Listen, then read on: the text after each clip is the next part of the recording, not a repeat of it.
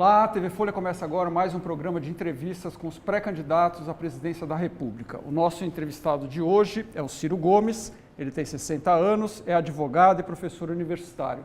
O Ciro Gomes foi governador do Ceará, prefeito de Fortaleza e ministro nos governos de Itamar Franco e Lula. Ele é candidato à presidência da República pelo PDT. Vou entrevistá-lo com o Fábio Zanini, que é editor de Poder, o caderno de política da Folha de São Paulo. Tudo bem, Ciro? Tudo bem, Casiano. Prazer muito grande estar aqui. A primeira pergunta que eu quero fazer é a respeito dessa atual desunião da esquerda, né?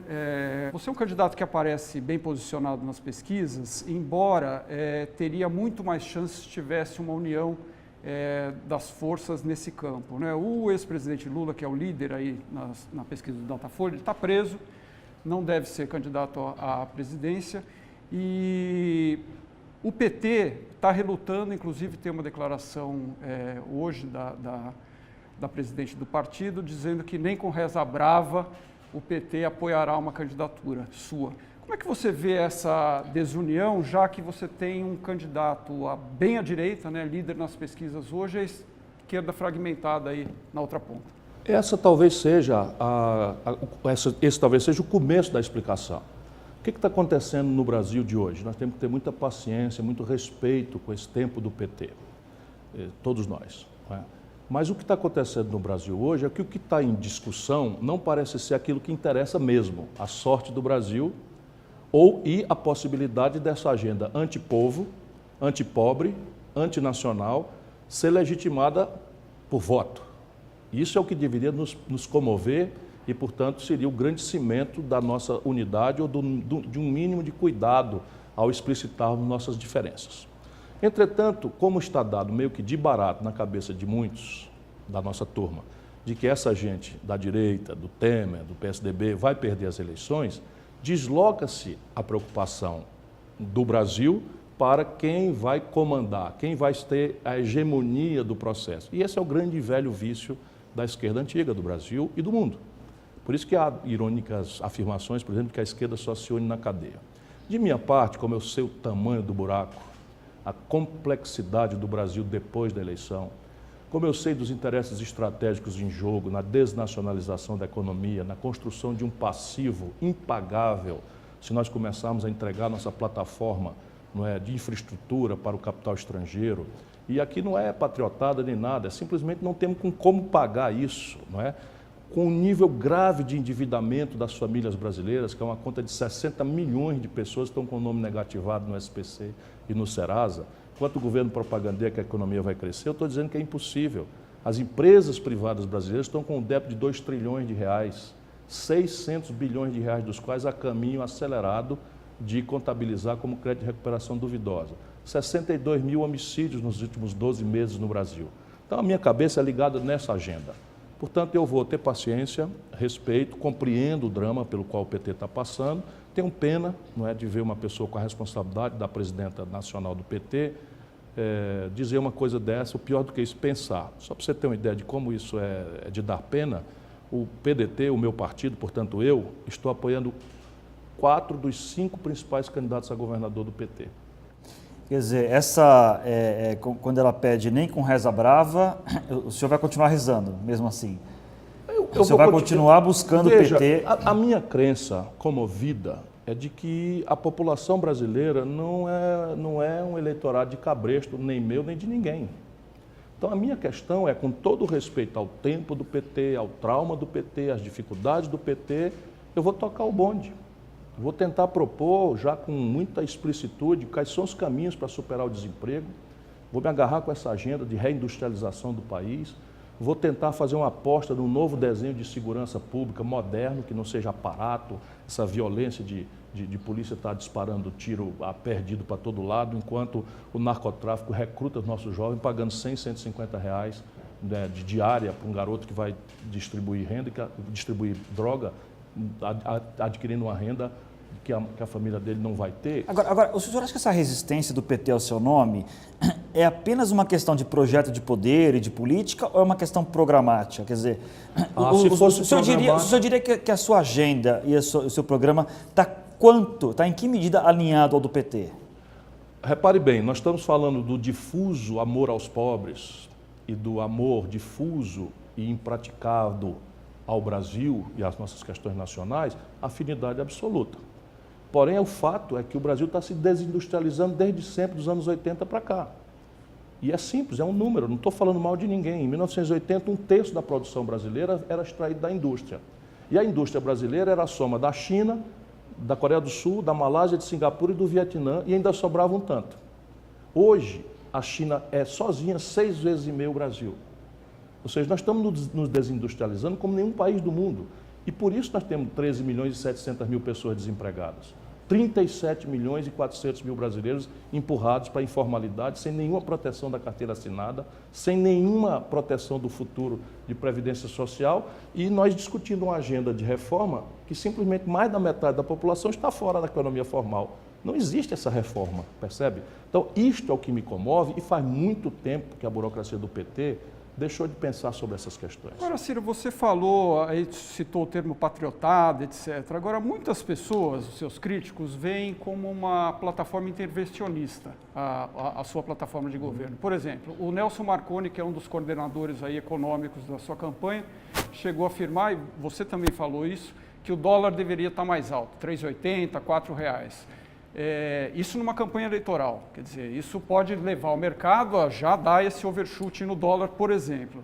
E a questão de o Estado induzir uma parte do crescimento é uma coisa que foi tentada, por exemplo, também no governo Dilma, ou não? Não. Não. Ou se foi de uma forma desastrada que, evidentemente, já estava revelado que não funcionaria. Vamos ter alguma clareza, veja bem. Nenhum país do mundo, olha como é audacioso esse argumento, nenhum país do mundo se desenvolveu sem uma forte indução de um forte Estado nacional em parceria com uma forte iniciativa privada. Nenhum.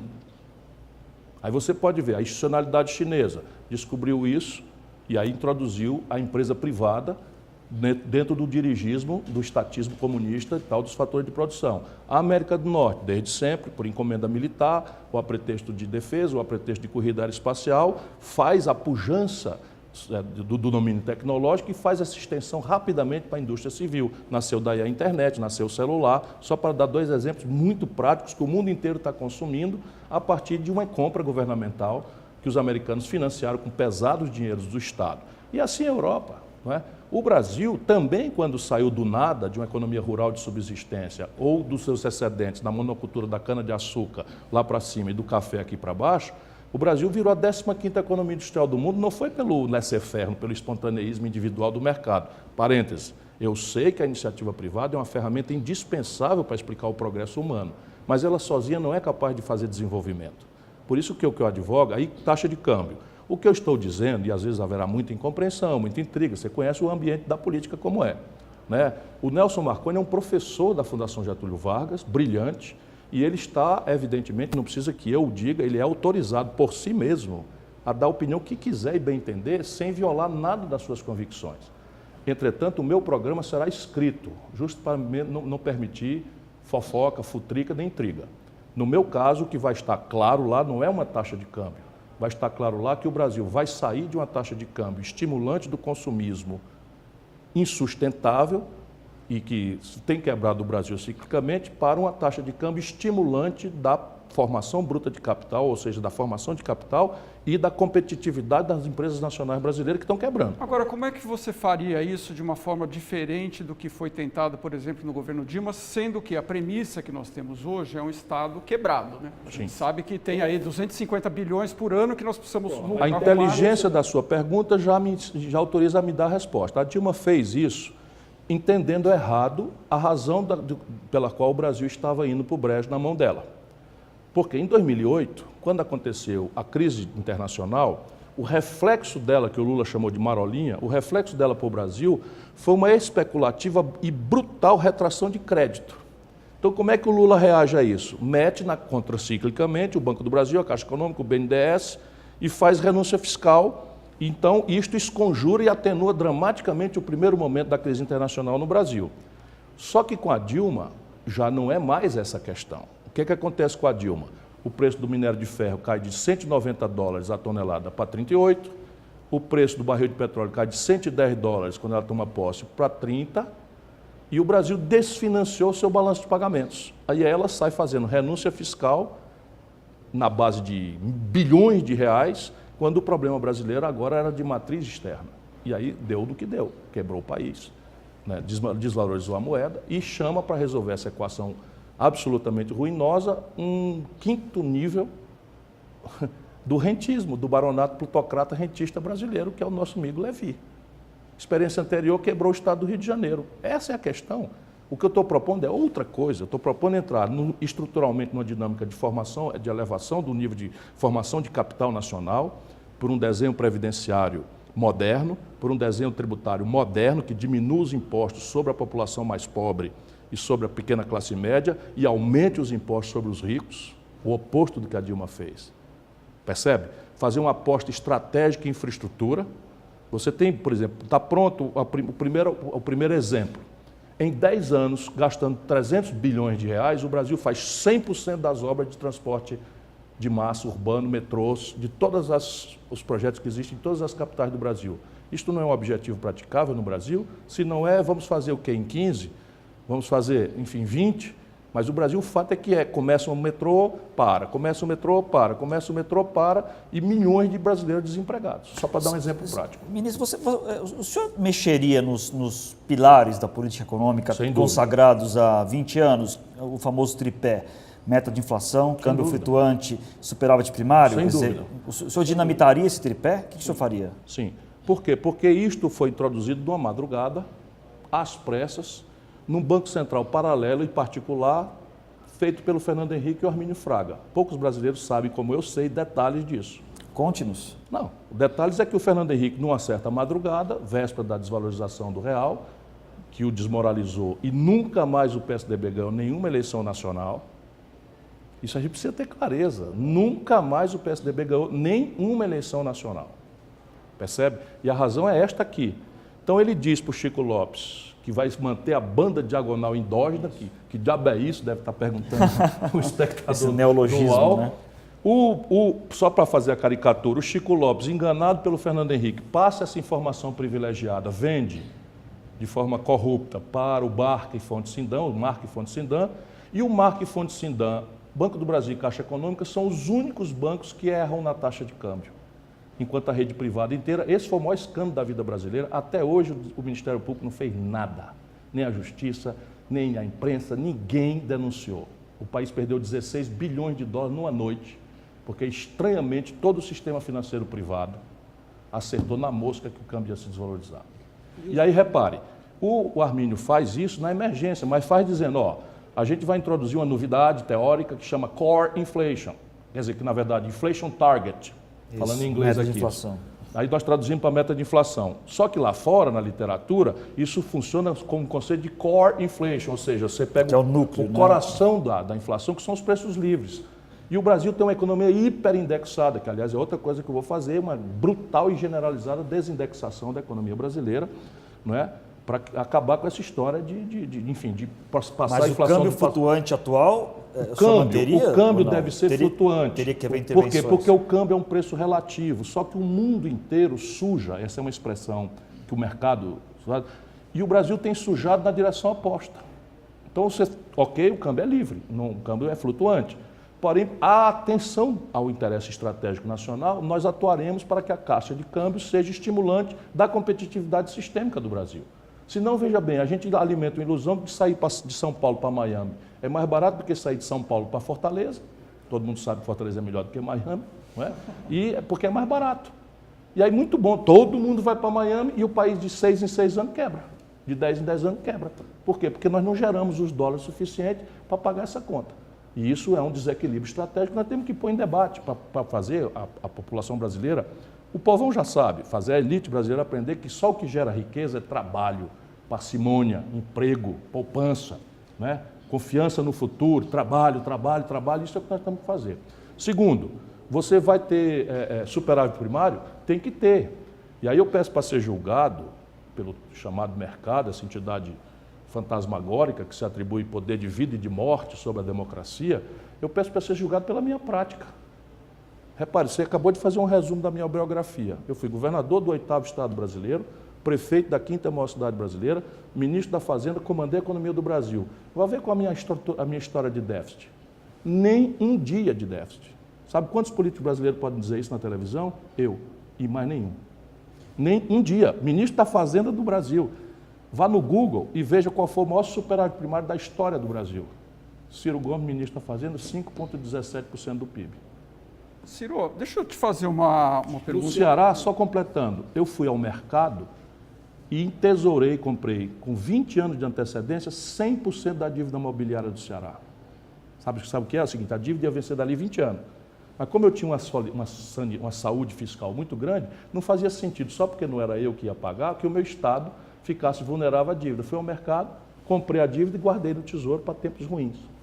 Ciro, o próximo presidente muito provavelmente vai ser eleito aí com 35%, 40% dos votos totais no máximo, porque, enfim, um candidato hoje que é líder não será candidato, provavelmente vai ter muito voto branco e nulo, segundo as análises aí que até o Datafolha faz, e no segundo turno se divide o eleitorado, então o presidente sairá das urnas ali com 35%, 40% dos votos totais das pessoas que estariam aptas a votar. E o Congresso, a gente está vendo, vai haver um reforço do centro, né, da fragmentação do Congresso, etc. Como é que você espera governar se for eleito nessas condições, né? Com um Congresso mais fragmentado e com um presidente que não será necessariamente muito popular, digamos assim. Você já falou, e o próprio Guilherme Boulos também já disse isso, que, olha, a gente pode tentar fazer as coisas por consulta popular. Mas mesmo para isso você precisa ter o Congresso chamar essa consulta, né?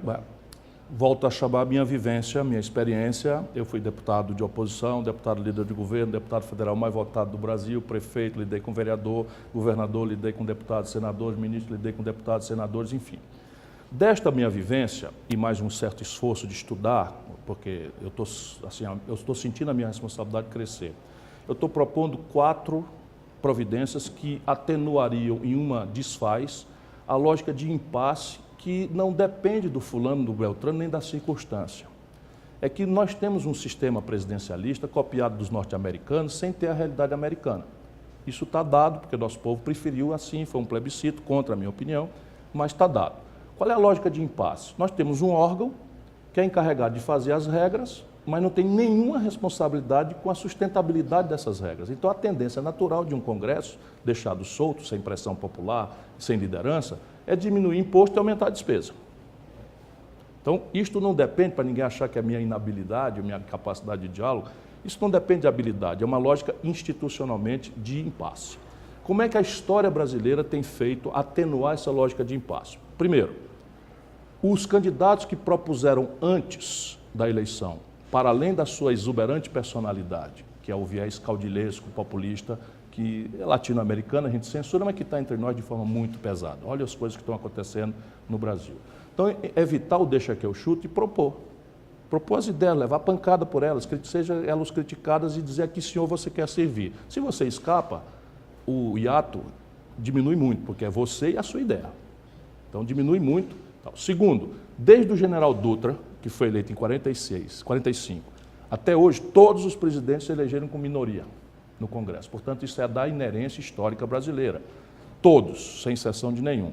E todos tiveram poderes quase imperiais nos 6 primeiros meses a um ano.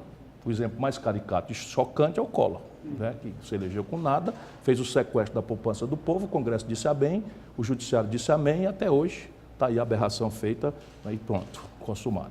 Portanto, o tempo da reforma são os 6 primeiros meses. Janela. Terceiro, toda a tragédia tem um lado bom. Hoje, o Pacto Federativo, ou seja, a condição dos estados brasileiros, da federação e da maior parte esmagadora dos municípios, é de falência. E isso o povo sente na falência da saúde, na falência da segurança, na falência da educação, na falência da infraestrutura, não é? Sem se falar na tragédia da corrupção que desencanta o nosso povo. Portanto, a negociação, que é o terceiro fator atenuante, aqui não pode ser mais ao modo Fernando Henrique /PT de fazer. que é a cooptação de deputados, suborno e botar pilantra dentro do governo, lotear o governo, na esperança de fazer coalizão, que o Fernando Henrique nobilitou com o nome de presidencialismo de coalizão. Isso é pura picaretagem. O PMDB no seu governo vai ser oposição? Vai ser oposição e será desmontado pelos mecanismos democráticos. Mas eu falei em 4 ferramentas e só apresentei 3. Quando você terminar a 4, eu quero saber Superadas essas 3 questões de negociação, propor antes e propor no primeiro momento, persistindo o impasse por maioria simples e só então, o Guilherme Boulos precisa ouvir essa última parte, nós podemos sim, por maioria simples, agora convocar plebiscitos e referendos para diretamente ao povo levar só a parte que permaneceu de impasse nessa dinâmica de recelebração do Brasil Nacional. Como é que o senhor vai desmontar o PMDB? Fiquei curioso agora. É assim, basta para começar a tirar o oxigênio da ladroeira. Nós temos essa experiência no Ceará. Quando o Tasso Gereissati se elegeu, mais ou menos nós nos elegemos contra a metade da Assembleia, que era ligada ao PFL na época. E do que eles vivem? Vivem de roubalheira. Então, corta as torneiras do dinheiro para essa gente, rapidamente definha. Depois tem outras coisas para fazer, né? Separar o lado bom, por exemplo, o Requião é do PMDB, é boa pessoa. O Mauro Benevides, lá no Ceará, é do PMDB, é boa pessoa. O Jabas Vasconcelos, pouco importa se é meu aliado ou não, de Pernambuco, é boa pessoa. Então você tem muita gente a quem você tem que dizer, olha, chega essa experiência de uma grande frente, vocês estão sendo laranja, não é, de um bando de quadrilheiro que tem um assalto cíclico aos cofres do Brasil, produzindo crises eternas sem responsabilidade nenhuma. E o PSDB vai ser oposição ao seu governo? Não, eu acho que se depender de mim, o PSDB deveria sentar na mesa dessa refundação do Brasil. Mesmo com todas as acusações de corrupção que pesam contra o PSDB? Corrupção não é contra o PSDB, como não pode ser dita que é contra o PT. Quem é corrupto não é o partido, são pessoas do partido. E nós temos que punir. Mas no caso do PMDB, o senhor disse que é contra o partido? Não, o PMDB precisa ser desmontado como frente hegemonizada por uma quadrilha de bandidos. Esta é a diferença. Eu não vejo o PSDB como uma quadrilha de bandidos, nem vejo o PT como uma quadrilha de bandidos. E se não fosse a confrontação miúda de São Paulo, eles deveriam ter cooperado historicamente. PSDB e PT. É evidente, porque são 2 fundações do Brasil redemocratizado e um nega a cooperação com a outra e ao um negar a cooperação com o outro, emerge quem? A velhacaria, a roubalheira, a pusilanimidade, a fisiologia, os corruptos. Caramba, o Lula, com todo o respeito, botou o Michel Temer na linha de sucessão do Brasil e em seguida a Dilma empoderou o Eduardo Cunha. Lembra, meu irmão foi ministro da Educação, denunciou o Eduardo Cunha não foi demitido porque pediu demissão antes, mas se não pedisse demissão ia ser demitido em nome da solidariedade, dona Gleise, que o PT teve com o Eduardo Cunha. O meu irmão hoje está favorito para o Senado, respeitado no Brasil inteiro, e o Eduardo Cunha está na cadeia. Ciro, você disse há uns dias atrás que você vai trocar aí a versão professor, que é um pouco impaciente, pela versão de político, né, atendendo ao rigor do cargo de candidato a presidente da República. Isso vem aí depois de várias críticas, né, algumas falas suas, teve a da sua ex-mulher, a Patrícia Pilar, que você disse, depois se desculpou e tal, de que a função dela era dormir com você, depois Eu nunca disse isso, quero só de novo repetir isso. Nunca disse isso. O que eu disse, burramente, pela qual já me desculpei há 16 anos atrás, várias vezes, foi que ela era a maravilha, a excelência, o amor da minha vida, que eu não tomava um passo sem consultá-la, que além de ser deslumbrante, maravilhosa, linda, sensível, era muito inteligente, tinha muita vivência, muita sensibilidade política e, por vaidade estúpida, disse, além do mais, dorme com o candidato, que foi uma grande baboseira que eu falei, me desculpei na mesma frase e faz 16 anos eu pago amargura por isso. Tá bom, mas... Então, desculpa novamente, mas o cidadão aqui lembrou a todos que 16 anos atrás eu fiz uma frase machista, pela qual já me desculpei, essa agora é 1.847.942 vezes. Mas essa sua mudança agora de professor para político foi depois daquele episódio lá no Rio Grande do Sul, se eu não me engano, da história do pescotapa lá, que virou meme, etc. Não aconteceu. Enfim. Mas tem uma declaração, Ciro, que eu queria que você explicasse, aproveitar para explicar, que é o seguinte: você estava dando uma entrevista um ano atrás, mais ou menos, em março do ano passado, para o Luiz Nassif, que é um jornalista, onde estava falando sobre a questão da investigação do Ministério Público, da Polícia Federal. E aí, num determinado momento, você diz o seguinte: hoje, esse Moro, se referindo ao Sérgio Moro, resolveu prender um blogueiro. Ele que mande me prender, eu recebo a turma dele na bala, se eu não tiver cometido nada de errado. dizer, a pergunta que eu faço é o seguinte: o juiz Sérgio Moro é um juiz federal que está à frente de uma investigação, mandou prender o ex-presidente Lula, etc. E a Lava Jato hoje é uma operação que tem o apoio da população. O juiz Sérgio Moro não mandou prender o presidente Lula. O juiz Sérgio Moro sentenciou o presidente Lula. Condenou na primeira instância e depois houve a condenação em segunda. Então agora eu vou voltar à condição de professor. Eu sou professor de Direito. Outrora fui professor de Direito muitos anos. E o que eu disse aí é um truísmo entre nós, profissionais do direito. Em legítima defesa, sua ou de terceiros, você pode repelir injusta agressão atual ou iminente contra si ou terceiro, já falei, usando moderadamente dos meios necessários. Está escrito assim, mais ou menos, está na minha cabeça o artigo. É só isso. A bala então, moderadamente? Na bala. Depende. Se atirar para cima. Mas isso é uma figura de linguagem, está muito flagrante. Mas que é uma figura de linguagem. Sabe quantas vezes forte, na vida né? eu usei uma arma? Nunca. Mas deixa eu explicar. Aí é muito simples, aí sai todo mundo nessa. E eu continuei nessa entrevista, mas vocês também não acharam o caminho. Eu vi a entrevista inteira. Então veja, então você vai achar ali, que eu digo, na sequência de sair é o seguinte: o juiz Sérgio Moro, no auge da xerife da pátria, manda prender um blogueiro e levá-lo preso para que ele revelasse uma fonte. Eu queria saber, digo eu, na sequência dessa frase, se o William Bonner vazasse um assunto, como vazou milhares da Lava Jato, se ele ia prender mandar prender o William Bonner, o que é que esse Brasil iria dizer? O que é que esta Folha ou este UOL diriam em editorial de primeira página? Mas era um modesto blogueiro. Mas a Folha também criticou o Moro na época. Ok, e eu só fiz a mesma coisa que a Folha fez. Outro dia eu lembrei, a Folha tem 70 processos, porque exercita em favor da democracia brasileira o direito de crítica. Mas acho que o ponto do ponto é o seguinte, sabe o que é a linguagem? O seu temperamento. Não, isso não é temperamento. Veja bem, se fosse temperamento, eu tinha que dizer assim, me desculpe, eu falei de cabeça quente, eu não falei nada de cabeça quente. O senhor não se arrepende, então, de ter dito absolutamente não, rapaz. Agora, é o seguinte, eu sou um cidadão privado, pago os meus impostos. Não, sou candidato a presidente da República. Agora. Na época já era. Não era candidato a nada. Pelo contrário, eu tinha abandonado a vida pública. Ei, a última vez que eu disputei a eleição foi em 2006. E fui deputado mais votado do Brasil. Eu não saí escorraçado pelo povo. Saí porque não aguentava mais testemunhar a contradição dos meus amigos. Olha no que deu. Então, assim, eu me autorizo como intelectual, acadêmico, como professor, liberdade de cátedra, eu falo o que eu quiser e respondo por isso. O que eu estou querendo dizer é o seguinte, que em legítima defesa do meu direito, se eu não fiz nada errado, eu tenho direito a repelir essa agressão atual ou iminente, usando moderadamente os meios necessários. O excesso culposo pode e deve ser apurado. Simples assim, é só o que eu acabei de dizer. Mas o senhor concorda que numa campanha presidencial o senhor vai ter que mudar seu linguajar? Não, rapaz, numa campanha presidencial a gente fala para o ouvinte que está nos ouvindo. Então, qual é o ouvinte que está nos ouvindo numa campanha presidencial? O conjunto da nação. Ali eu estou falando para intelectuais, no meio acadêmico, no meio, vamos dizer, de blogueiros ou no meio de sei o que e tal, essa mensagem pertence a eles. Se você tirar qualquer peruano do contexto, fica estranho. Imagina você e sua mulher, se for o caso, só para fazer uma figura, lá vou eu correr o risco aqui de uma metáfora para as pessoas entenderem, se você é gravado na cama, os dois. E de repente tira isso do contexto e bota no ambiente de uma igreja evangélica, neopentecostal. Olha o que vai dar. Só exagerando o argumento, claro.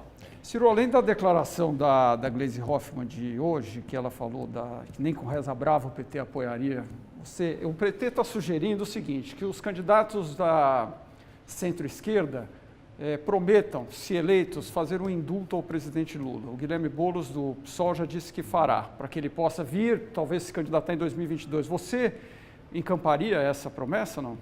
Veja, eu estou dizendo que nós precisamos ter muita paciência e muito respeito por esse tempo do PT. Porque a pretexto dessa tensão, que não é pequena, muita bobagem está sendo dita de cabeça quente, sem reflexão. Velho profissional do direito, o presidente Lula está a meio caminho de recursos. Se a burocracia do PT cria uma campanha pelo indulto, o que é que ela está dizendo? É que o Lula vai ser condenado em última instância.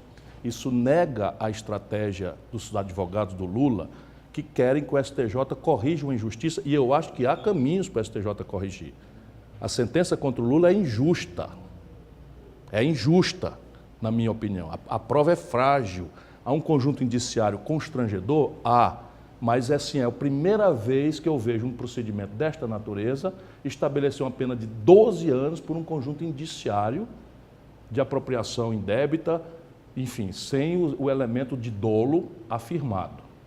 Isto posto, o Lula tem ainda o recurso ao STJ e o recurso ao Supremo Tribunal Federal. Mas e o indulto? Não, eu não vou cair nessa burrice. Entendi. Isso é pura burrice que nega a estratégia do Lula. Eu gostaria muito de ver o Lula livre. Mas o caminho para ver o Lula livre é apostar nos recursos judiciais. Ou a gente nega que o judiciário brasileiro esteja cumprindo a sua tarefa constitucional, afirma com o peso da gravidade dessa afirmação de que o judiciário brasileiro organicamente está num golpe e produzir um preso político, e neste caso recorrer é meio estranho. Percebe? Eu consigo ficar de cabeça fria para administrar esse grave momento. Por quê? Porque eu estou sentindo a responsabilidade crescer nas minhas costas. Agora, fazer com que a gente caia nesse tipo de burrice, de provocação, é simplesmente burrice. Só isso que eu tenho que dizer. Então, o senhor está dizendo é que... Não, o que eu estou dizendo eu acabei de dizer. Mas só para entender, o senhor tem uma solidariedade ao Lula... Completa. Né? Mas o senhor não chega ao ponto de tentar, de alguma maneira, um atalho, fugir dos caminhos processuais... Repare bem, esta é a opção do Lula.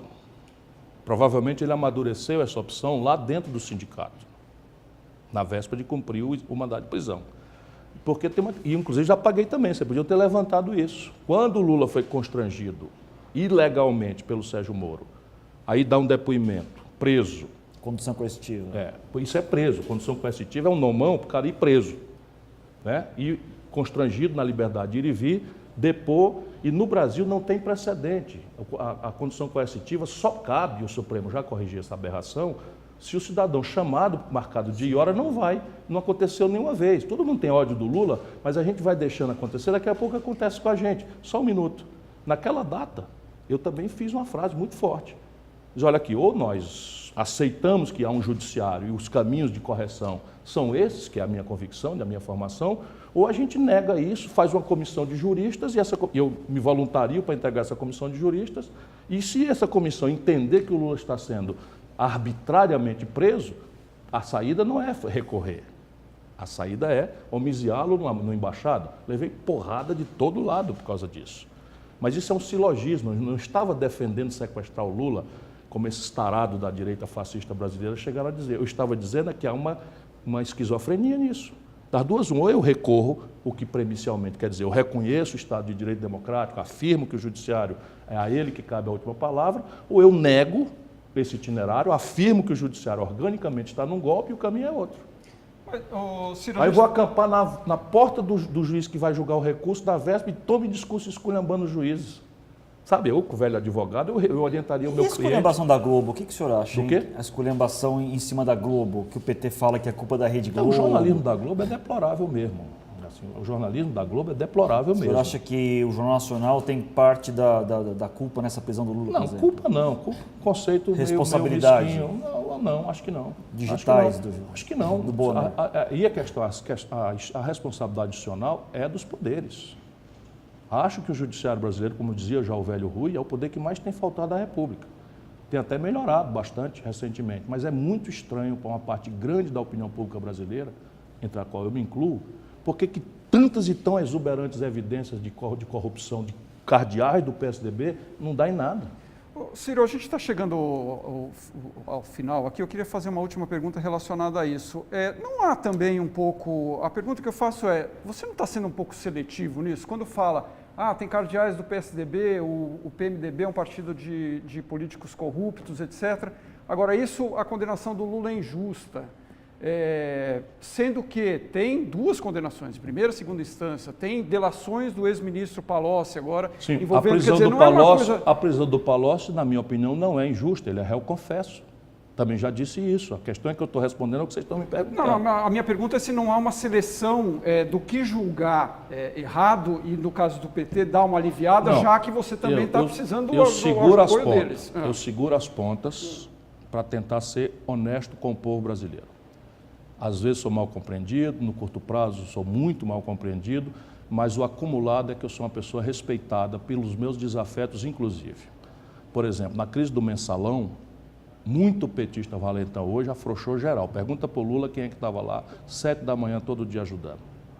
Então a questão básica é essa. Eu não acho, francamente, que o PT seja inocente nesse quadro todo. Nunca achei, nunca achei. Só acho que nesse momento o PT é vítima de uma ação desequilibrada. Porque, repare, quem era contra a corrupção, mesmo, não pode estar feliz. E a diferença é essa. Se você está feliz hoje é porque você não era contra a corrupção, você era contra o PT, o que não é meu caso. Eu sou contra a corrupção, seja de quem for. Essa é a questão simples. Por que eu não aceito mais ser ministro do Lula no segundo governo? Por que eu não aceito mais ser ministro da Dilma? Nem no primeiro, nem no segundo. Sem ter virado de lado, sem ter deixado de ajudar. Não aceito porque eu comecei a ver as coisas. Mas no caso do Lula, você acha que ele é inocente? Esta sentença do triplex, 88 páginas, eu li com olho de técnico, de professor de direito. É frágil a sentença. A sentença desperdiça 35 páginas com autorreferência do Moro a si mesmo. Autorreferência a si mesmo é um pleonasmo, porque é um exagero de páginas a isso. É frágil e viola uma tradição brasileira. Pode até ser que a gente esteja avançando na direção de um direito mais moderno. Mas no direito tradicional brasileiro, positivo, não existe esse negócio de condenação por conjunto indiciário. Não existe, pelo contrário. Entre nós, na nossa tradição, a presunção de inocência se afirma no brocado latino in dubio pro réu. Não é? Então, se você não tem um elemento de prova, porque aí, repare, o triplex, o Lula diz que não é dele. No cartório, o triplex está no nome da OAS. A OAS era dona do conjunto do prédio. Suponha que o Lula estivesse examinando a possibilidade de comprar e a Folha, ao escandalizar, botou na cabeça do Lula um arrependimento. Não quero mais comprar. Isto gruda no mesmo conjunto indiciário. Compreende o que eu estou dizendo? Gruda no mesmo conjunto. Quer ver? Mande seus técnicos examinarem aqui. O mesmo conjunto indiciário pode ser.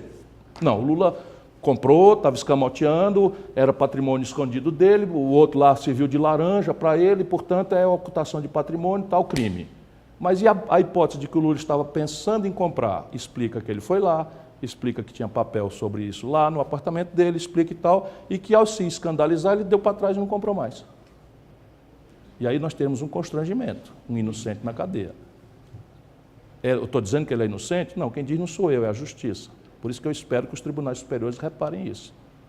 Daqui até lá, você obrigar candidato a dizer que vai indultar o Lula é pura estupidez. Pura estupidez de que não está entendendo nada do que está acontecendo no mundo real.